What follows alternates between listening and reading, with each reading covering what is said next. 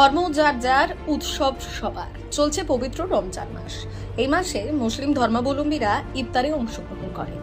মাননীয় মুখ্যমন্ত্রী মমতা বন্দ্যোপাধ্যায়ের অনুপ্রেরণায়, সংসদ অভিষেক বন্দ্যোপাধ্যায় ও কাকলি ঘোষ দস্তিদারের পৃষ্ঠপোষকতায় 2 নিউ টাউনের বিধায়ক তাপস চ্যাটার্জির সহযোগিতায় বিধাননগর পৌরসভার 3 নম্বর ওয়ার্ডে দক্ষিণ নারায়ণপুরে হয়ে গেল দাওয়াতে ইফতার।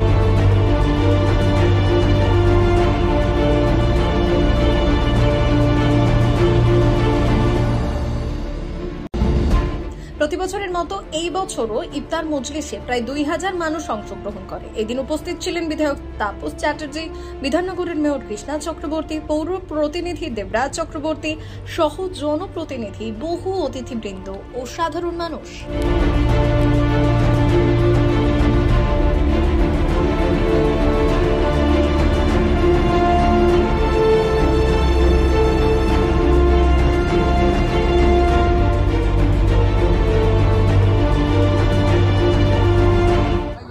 প্রথমত কথা, আমরা প্রায় 2,500 থেকে 3,000 মানুষকে আমরা আজকে ইফতারের মজলিসে আয়োজন করেছিলাম। এটা 3 নম্বর ওয়ার্ড, যে ওয়ার্ডের একসময় পৌরমাতা ছিলেন আমার মা, এখন তারপরে ছিলেন বাবা, এখন আমি।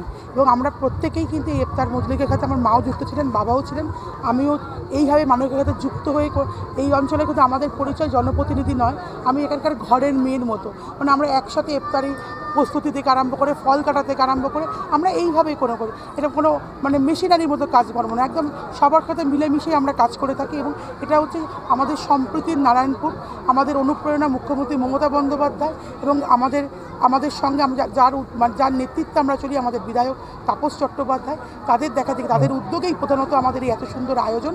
এবং শুধু আমরা ইফতার পার্টি না, আমরা যে কোনো কিছু, আমরা দুর্গাপুজো পালন করিও সামাজিক দায়বদ্ধতা নিয়ে, আমরা কিন্তু আবার আমরা ঈদ পালন করিও সামাজিক দায়বদ্ধতা। আপনারা দেখলেন যে মঞ্চ থেকে সামাজিক দায়বদ্ধতা হলো, আমরা দুজন অসহায় মহিলার হাতে আমরা দুটো সেলাই মেশিন এবং একজন মহিলার সারা বছরের তার যে ওষুধের খরচা সেটা আমরা তুলে নিলাম। এবং বিভিন্ন রকম আমরা অ্যাক্টিভিটি করেছি এবং আমাদের ইমাম সাহেবদের আমরা একটা শ্রদ্ধা জ্ঞাপন করেছি। আমরা প্রত্যেক বছরই করে থাকি। এবং নারায়ণপুরের বুকে আমরা একই সঙ্গে কিন্তু নবীজির জন্মদিনও পালন করি, নবী দিবস পালন করি, আবার স্বামীজির জন্মদিনও পালন করি।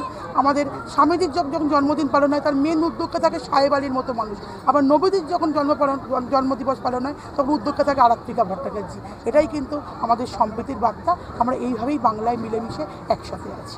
আমি তাদেরকে বলবো যে নারায়ণপুরের এই অনুষ্ঠানগুলোতে আপনারা একটু দেখে যান, তাহলে আপনাদের মধ্যে এই ব্যাপারটা আপনাদের মধ্য থেকে যাবে। আর এর জবাব মানুষ 2026-এ আপনাদের দেবে। এর থেকে বেশি কিছু তাদের উদ্দেশ্যে বলে সময় নষ্ট আমি করতে চাই। 2026-এ ভোট তো প্রায় দোরগোড়ায়, 1 বছরও আর বাকি নেই, তার জন্য কিরকম প্রস্তুতি আছে? দেখুন, দল যাকে প্রার্থী করবেন তাকে আমরা সর্বোপরি তার সঙ্গে থাকবো, দলের হাত শক্ত করবো, সর্বোপরি আমাদের নেত্রীর হাত শক্ত করবো।